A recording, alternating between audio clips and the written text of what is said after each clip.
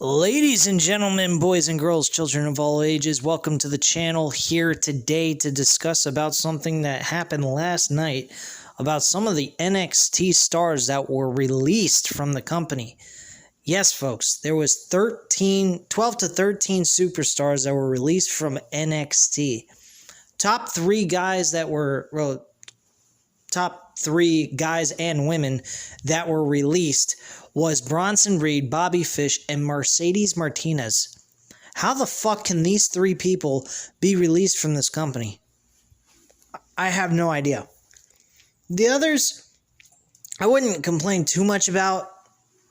There was some other talent that was released I've never even heard of. Some people that nobody's really paid attention to. Some of them were jobbers, which isn't a big deal. But those three names, man, that really cuts a knife right into NXT. Folks, it's happening. This company is going to be sold off to somebody. It's either going to be Fox, NBC, Universal. I don't know if they're going to still exist after the sale of WWE. But let's get real, guys. NXT's done. There ain't nothing in NXT worth watching at this point. You released three superstars that, two of which, Mercedes Martinez and Bronson Reed, could have been head figures in their respective division. Seriously. And you get rid of those two. That's fucking retarded. They wasted. I am surprised they didn't get rid of fucking Roderick Strong and the rest of Diamond Mine. Oh yeah, I was mentioning that. One of the Tyler Rust, who was part of Diamond Mine, is now released too. They had 3 members, now they're down to 2. Who the fuck does that? It was just a brand new faction they brought onto the show, and now they're down to 2 people. 2 people don't make a faction. 2 people make a tag team. It's either 3 or more people make a faction. What a joke. Really, that's fucking pathetic.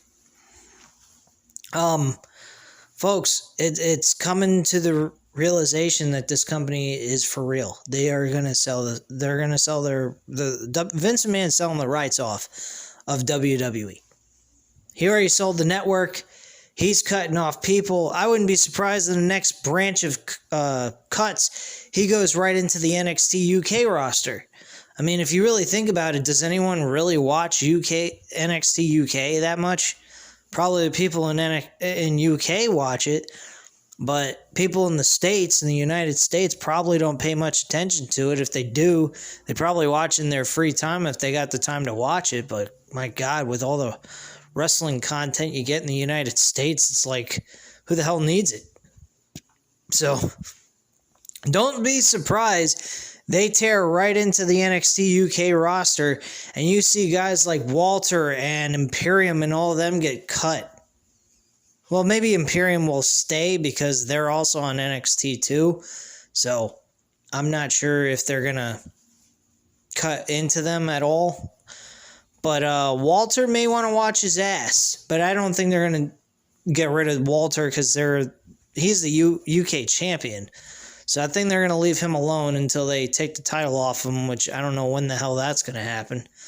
But I will not be surprised, folks, if they cut a lot of people from NXT UK. They're the next in line to get cut.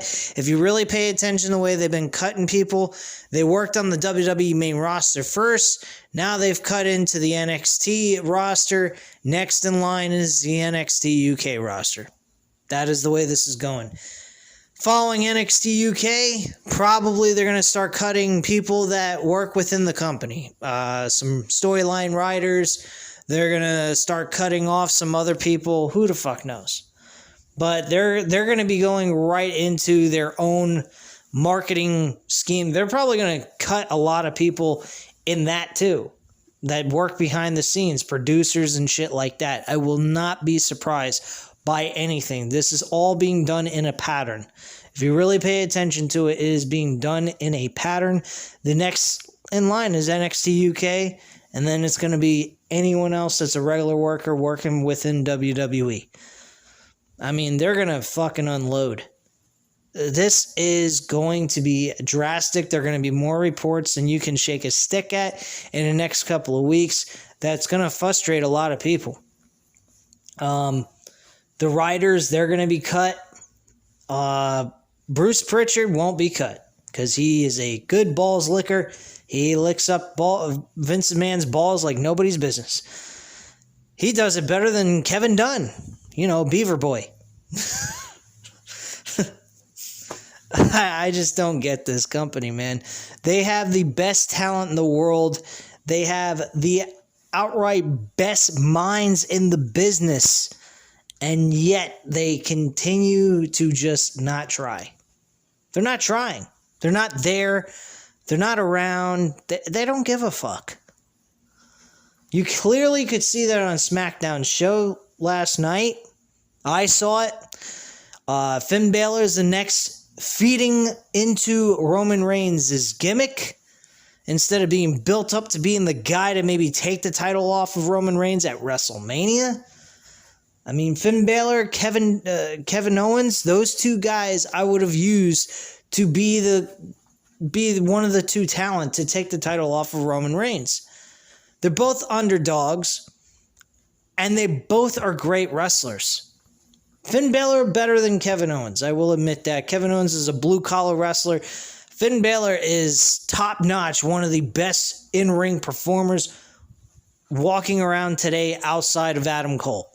Adam Cole would be the only other guy I could see them pushing for a world championship opportunity against Roman Reigns. But the problem is Adam Cole doesn't play well as a face.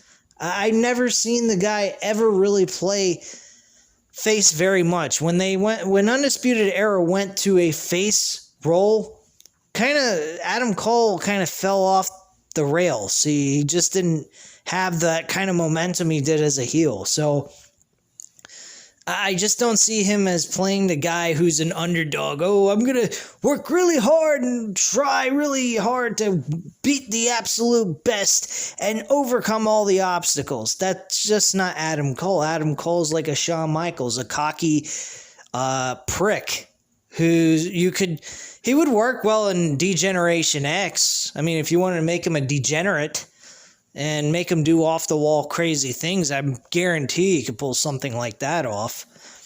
Bullet Club was just like that. Bullet Club was a mixture of D-Generation X and NWO. NWO and D-Generation X is pretty much one and the same. The only difference is NWO is a fucking humongous faction, while DX was just a 3 to 5 amount of people that you would have in a faction. That's it. They were a normal size faction. Fucking NWO is outrageously crazy with the amount of people they had.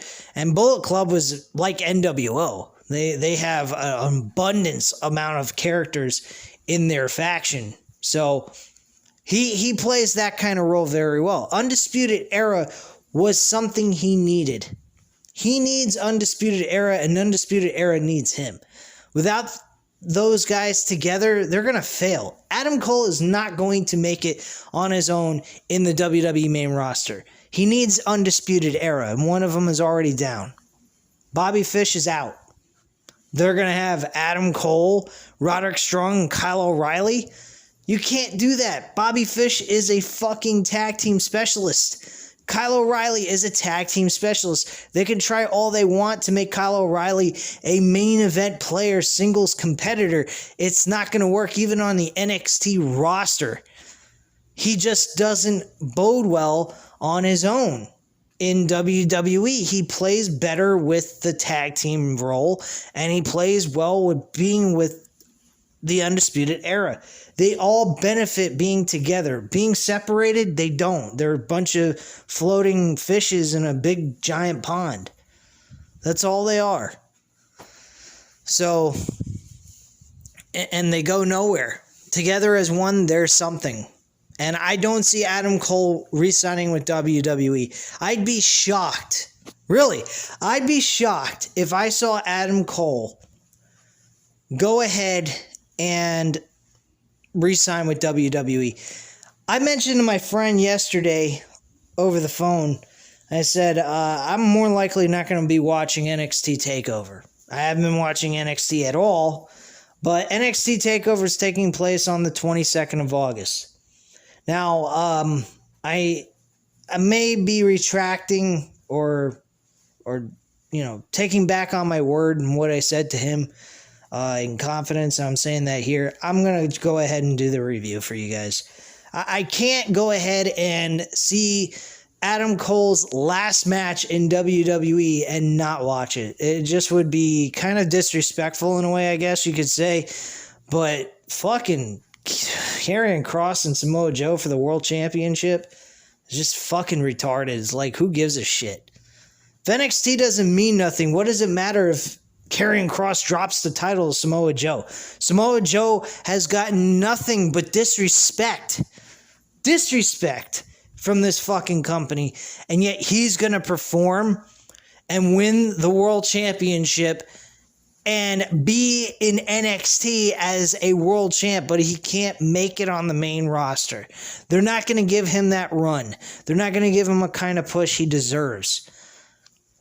They had him in a world championship opportunity with Brock Lesnar in 2017 called Great Balls of Fire.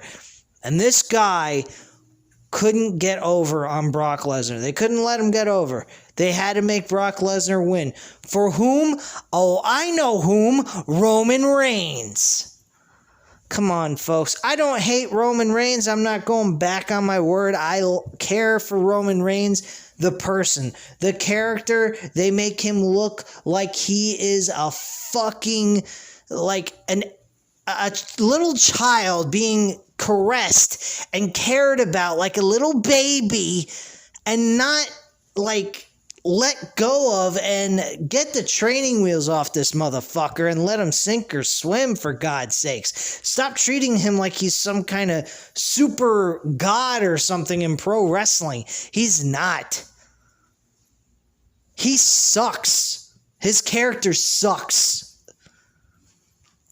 And it's not because of him, it's because of WWE creative. Plain and simple. Everyone can say all they want about Roman Reigns. Oh, he's great now. He's a good heel. Yeah, he's a good heel, but yet he doesn't have anyone get over. They don't let anyone get over this guy. Why not?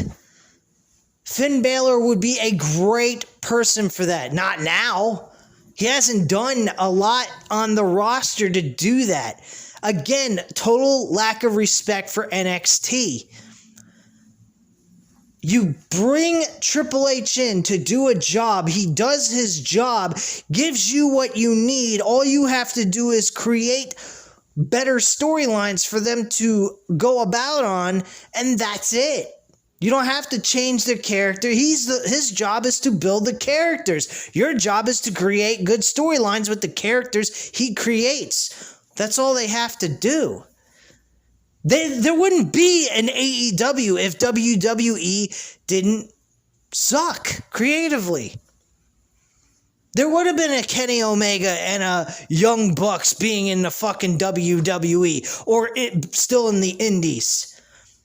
And they still wouldn't be able to compete with WWE based on the fact, with all the talent they have and the good storylines they could produce if they actually tried, which they don't, clearly. That's why AEW exists. The whole entire thing is ridiculous. There shouldn't even be an AEW. AEW is becoming WWE when WWE was great.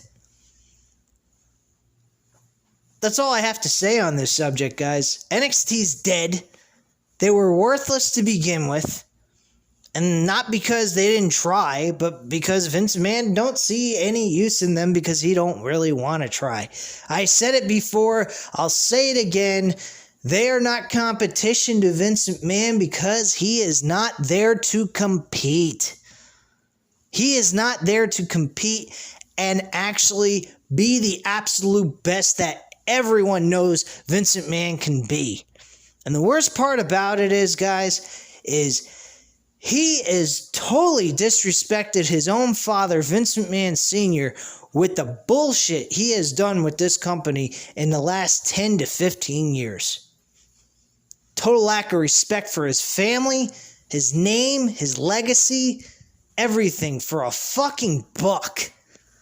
All for a fucking buck. Millions of dollars? Dude, you're making millions of dollars not selling the company. Why the fuck would you sell it?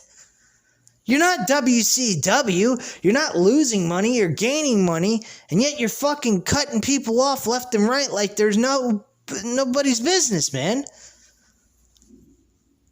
Vince McMahon has a lot to look at in the mirror, and he should only see he's a piece of shit. Because the Vince McMahon I used to know back in the day when he was fighting for his life to stay around, if this Vince McMahon we see today was competing against WCW, they would have put him in the grave in less than a year. I've watched WCW Nitro off of the Peacock Network and WWE Network, whichever way you want to call it. I've watched those shows, and I gotta say, Nitro is very, very appeasing to me. Very appealing compared to what WWE is now. If WCW had to compete against what WWE is now, WCW would mop the fucking floor with them, man. Easy.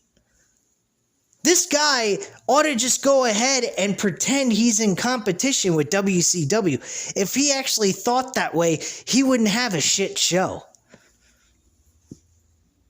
But he don't care. He's waiting for that big cash in. Fuck legacy. Fuck your family's name. Fuck your kids.